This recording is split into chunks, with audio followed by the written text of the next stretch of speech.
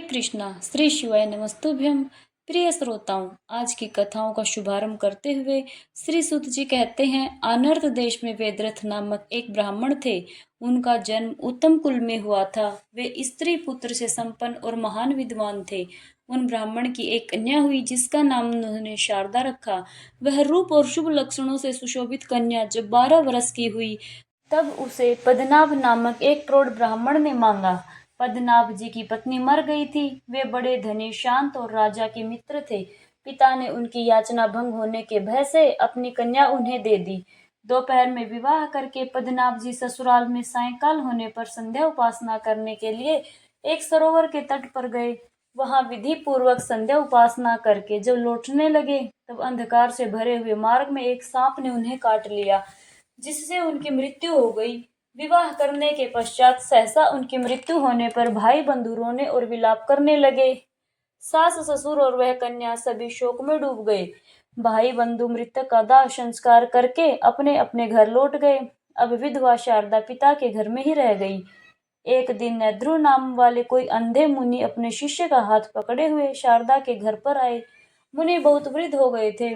जिस समय वे घर पर पधारे, शारदा के भाई उस समय कहीं बाहर गए हुए थे, इसलिए शारदा ही उनके पास आई और इस प्रकार बोली, महाभाग, आपका स्वागत है।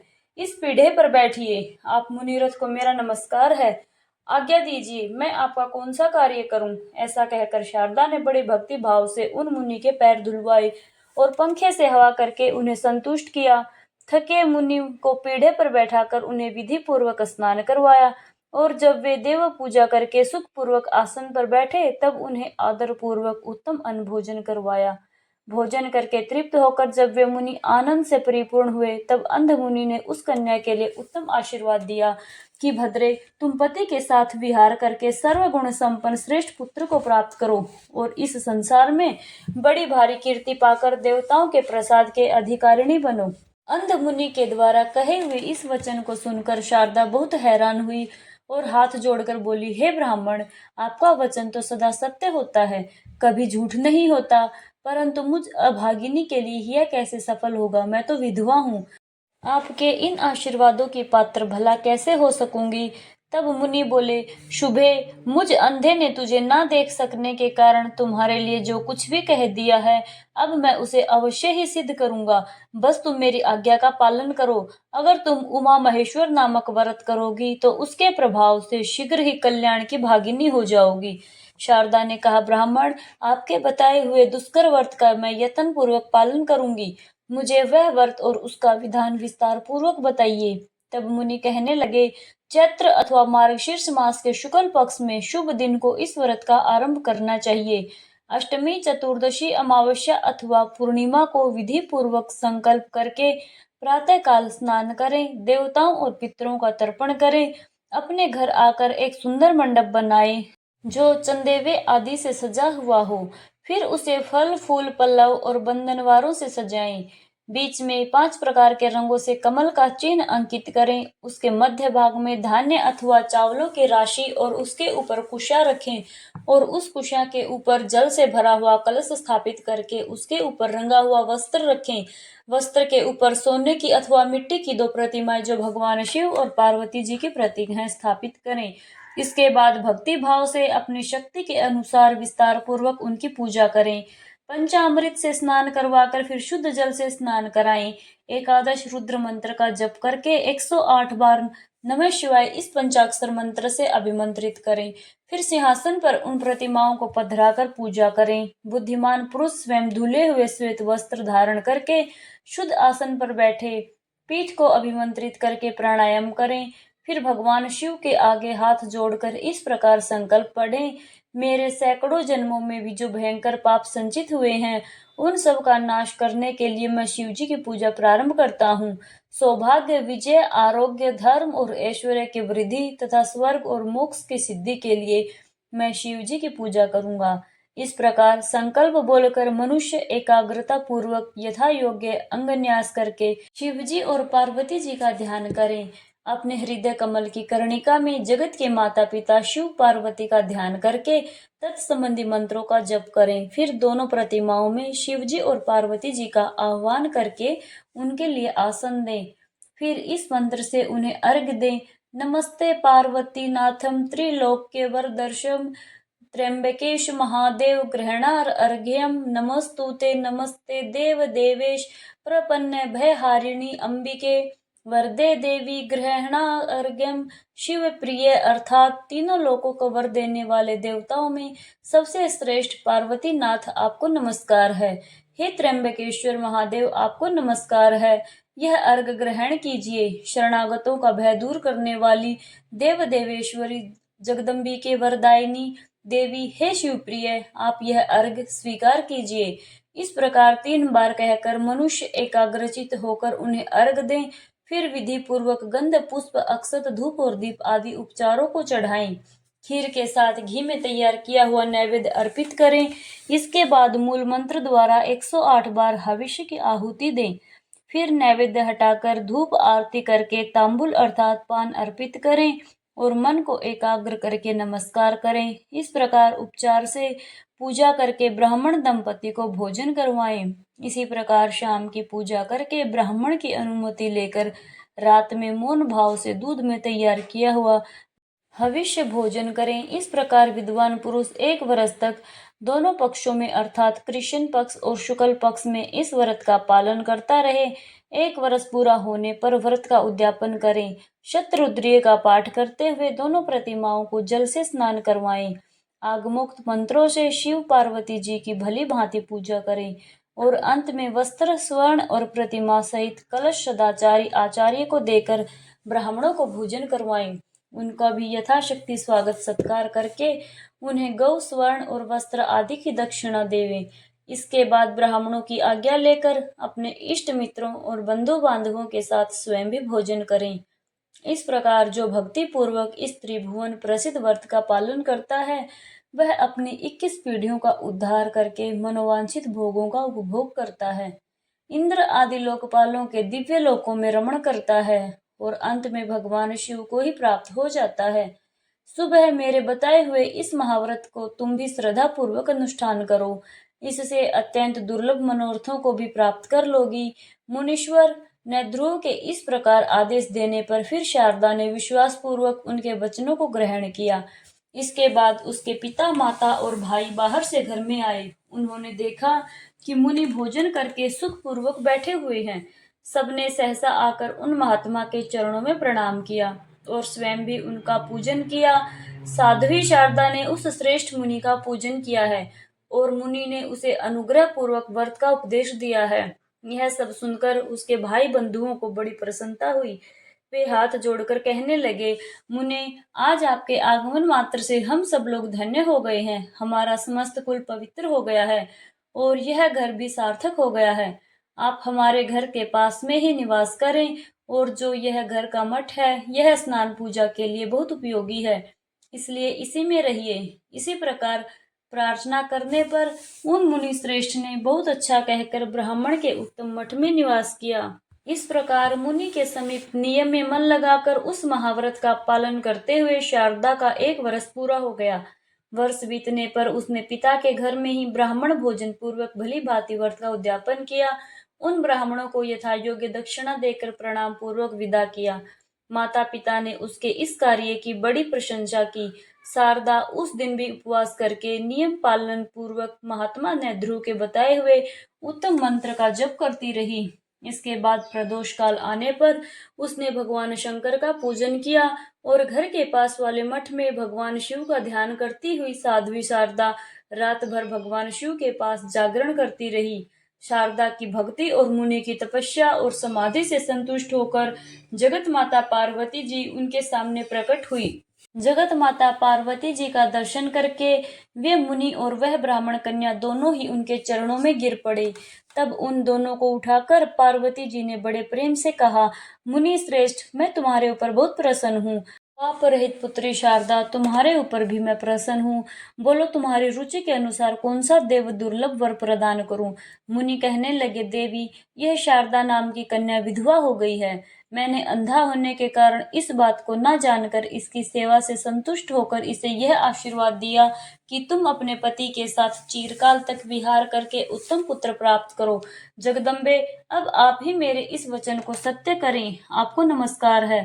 तब देवी पार्वती ने कहा, हे ब्राह्मण, यह शारदा पूर्व जन्म में एक द्रविड़ ब्राह्मण की द्वितीय पत्नी थी। उस समय इसका नाम भामिनी था। भामिनी अपने पति की बड़ी प्यारी थी। अपनी रूप माधुर्य से परम मनोहर दिखाई देने वाली भामिनी ने रूप वशीकरण आदि छल पूर्ण उपायों से अपने पति को अपने वश में कर लिया। वह मोहग्रस्त ब्राह्मण अपनी छोटी पत्नी में ही आसक्त होने के कारण अपनी बड़ी और पतिव्रता पत्नी के पास कभी नहीं गया। पति समागम से वंचित होने से वह स्त्री पुत्रहीन रह गई। इससे वह मन ही मन सदा संतप्त रहती थी, दुखी रहती थी और उसी दुखी अवस्था में समय आने पर एक दिन उसकी मृत्यु हो गई। भामिनी के घर के पास एक तरुण ब्राह्मण रहा करता था। वह इस सुंदरी को देखकर इस पर मोहित हो गया और एक दिन उसने काम से आतुर होकर इसका हाथ पकड़ लिया। उस समय इसने क्रोध से लाल आंखें करके उसे दूर भगा दिया। वह दिन रात इसी का चिंतन करते करते मृत्यु को प्राप्त हो गया। अपने स्वामी को मोहित करके जो उन्हें ज्येष्ठ पत्नी से विमुख किया था, उसी पाप से यह इस जन्म में विधवा हुई है। जो स्त्रियां संसार में पति पत्नी में वियोग करवाती हैं, उन्हें अलग करवाती हैं, उन्हें 21 जन्मों तक बाल्यावस्था में विधवा होना पड़ता है। और वह काम मोहित ब्राह्मण जो पराई स्त्री के विरह से पीड़ित होकर मृत्यु को प्राप्त हुआ था, उसने भी पाप ही किया था। इसलिए इस जन्म में वह इसका पानी ग्रहण मात्र करके मृत्यु को प्राप्त हो गया। पूर्व जन्म में जो इसका पति था, वह इस समय पांड्य देश में एक श्रेष्ठ ब्राह्मण के रूप में उत्पन्न हुआ है। उसके पास धन संपत्ति, स्त्री और सुख भोग की सामग्री सब कुछ है। यह शारदा अपने उसी पति के साथ प्रत्येक रात्रि में स्वप्नावस्था में समागम करके जागरण काल की अपेक्षा भी श्रेष्ठ रति सुख का अनुभव करें। स्वप्नावस्था में पति समागम से यह कुछ ही समय में वेद वेदांगों के पारंगत विद्वान पुत्र प्राप्त कर लेगी। वे ब्राह्मण देवता भी स्वप्न में अपने साथ चिर समागम से इसके गर्भ से उत्पन्न हुए पुत्र को सदैव देखा करेंगे। महामुनि, पूर्व जन्म में इसने मेरी आराधना की है और इसी को वर देने के लिए मैं इस समय प्रकट हुई हूँ। इसके बाद महादेवी पार्वती जी ने शारदा से आदर पूर्वक कहा, बेटी, अब तुम मेरी उत्तम बात सुनो। जब कभी भी किसी देश में अपने स्वप्न में देखे हुए पूर्व पति को देखना, तब समझ लेना कि यही मेरे पुरातन पति हैं और वे ब्राह्मण भी तुम्हें देखकर तुम्हें पहचान लेंगे। उस समय तुम दोनों में वार्तालाप होगा। ऐसा अवसर आने पर तुम अपने विद्वान पुत्र को उन्हीं ब्राह्मण की सेवा में समर्पित कर देना। उमेश्वर व्रत का जो श्रेष्ठ फल है, उसके अर्ध भाग को इस प्रकार उन्हीं के हाथों में सौंप देना और तब से उन्हीं के अधीन होकर रहना। तुम दोनों का स्वप्न मिलन के सिवाय कभी भी शारीरिक संग नहीं करना चाहिए। समय आने पर वे श्रेष्ठ ब्राह्मण जब मृत्यु को प्राप्त होंगे, तब उन्हीं के साथ चिता की अग्नि में प्रवेश करके तुम मेरे धाम को प्राप्त हो जाओगी। ऐसा कहकर देवी पार्वती अंतर्ध्यान हो गई। वह कन्या करुणामय पार्वती जी का वरदान पाकर बहुत प्रसन्न हुई। रात बीतने पर नए नेत्र पाए हुए धर्मज्ञ मुनि ने उसके माता पिता से एकांत में सारी बात बता दी। इसके बाद वे चले गए। इस प्रकार कुछ समय बीतने पर शारदा ने स्वप्न में पति का समागम प्राप्त किया। देवी पार्वती के वरदान से उसके गर्भ रह गया। उस विधवा को गर्भवती हुई सुनकर सब लोग उसे व्यभिचारिणी कहकर उसे धिक्कारने लगे। उसके मरे हुए पति के जाति भाइयों ने जब यह असह्य बात सुनी, तभी वे सब लोग शारदा के पिता के घर आए। गांव के बड़े बूढ़े पंडित भी घर आए। सबने कुल के वृद्ध पुरुषों के साथ बैठकर विचार विमर्श किया। लज्जा से नतमुख हुई गर्भवती शारदा को बुलाकर कुछ लोग बड़े क्रोध में भरकर उसे डांटने लगे। कुछ लोगों ने तो उसकी ओर से मुंह फेर लिया। कुछ निर्दयी वृद्धों ने अपना निर्णय इस प्रकार सुनाया कि यह पाप बुद्धि वाली कन्या दोनों कुलों का नाश करने वाली है।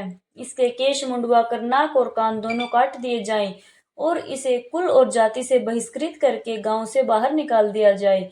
यह सुनकर सब लोग ऐसा ही करने को तैयार हो गए। ठीक उसी समय आकाशवाणी हुई, इस कन्या ने ना तो कोई पाप किया है और ना कुल में कलंक लगाया है और ना ही इसके पतिव्रत का भंग हुआ है। यह सदाचार परायणा स्त्री है।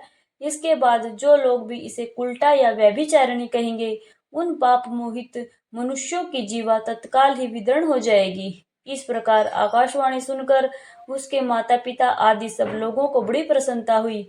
कुछ अविश्वासी मनुष्य तो कहने लगे कि यह आकाशवाणी ही झूठी है। ऐसा कहते ही उनके जिह्वा के दो टुकड़े हो गए। फिर तो सब जाति भाई, बंधु बांधव, स्त्रियां और बड़े बूढ़े साधु साधु कहकर शारदा की प्रशंसा करने लगे। कुल की स्त्रियां प्रसन्न हो गई और एक दूसरे से कहने लगी कि देवतागण कभी झूठ नहीं बोलते, परंतु यह समझ में नहीं आता कि आखिरकार इसने गर्भ कैसे धारण कर लिया। इस प्रकार भ्रम में पड़े हुए लोगों को देखकर लोक तत्व को जानने वाले एक वृद्ध पुरुष ने कहा कि यह जो कुछ भी देखने और सुनने में आता है वह संपूर्ण विश्व मायामय है। इस क्षणभंगुर संसार में अकथनीय और असंभव बातें भी माया से होती ही रहती हैं। माया ईश्वर के अधीन है, इसलिए उस ईश्वर की लीला का रहस्य भला कौन जान सकता है। सत्यवती मछली के पेट से पैदा हुई और महिषासुर भैंस के गर्भ से उत्पन्न हुआ है। वसुदेव जी से रोहिणी के गर्भ से पुत्र का जन्म हुआ और मुनि के श्राप से सांब के पेट से मूसल पैदा हुआ और मुनियों के मंत्र बल से युवनाश्व के भी गर्भ रह गया था। इसी प्रकार यह कल्याणमयी सती शारदा भी अपने महान व्रत के प्रभाव से गर्भवती हुई है। यह बात निश्चय पूर्वक कही जा सकती है। इस विषय में स्त्रियां ही इसे एकांत में ले जाकर सच्ची बात पूछें। इस निश्चय के अनुसार फिर स्त्रियों ने उसे एकांत में ले जाकर इस बारे में पूछा। शारदा ने उन सभी स्त्रियों से अपना अत्यंत अद्भुत वृतांत पूरी तरह से कह सुनाया। सच बात का पता लगने पर सब लोग उस सती का आदर करके प्रसन्नचित होकर अपने अपने घर को चले गए।